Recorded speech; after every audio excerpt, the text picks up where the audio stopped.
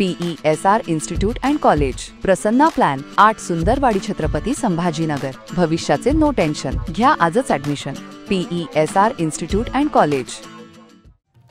अमरावती जिल्ह्यातील Ola electronic दुचाकी ग्राहकांमध्ये तीव्र नाराजी निर्माण झाली असून कंपनीच्या विक्री पश्चात सेवेमधील उणीवाबाबत मोठ्या प्रमाणात तक्रारी होताना दिसत आहेत। ओला इलेक्ट्रिक ही नावाजलेली इलेक्ट्रिक दुचाकी कंपनी असली तरी अमरावतीमधील त्यांच्या सर्व्हिस सेंटरमध्ये तांत्रिक अडचणी, कुशल कर्मचाऱ्यांचा अभाव आणि स्पेअर पार्ट्स न मिळाल्यामुळे ग्राहकांना मोठ्या समस्यांना सामोरं जावं लागत असल्यानं श्रमिक पत्रकार भवन येथे पत्र परिषद घेण्यात आली।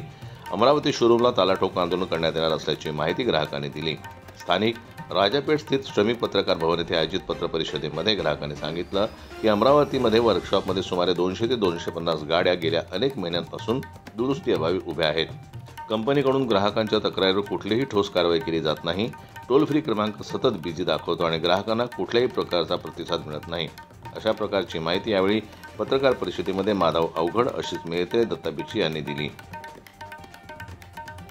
जनता न्यूज करता अमरावती प्रतिनिधी राजेश्वर घोरमाडे यांची रिपोर्ट।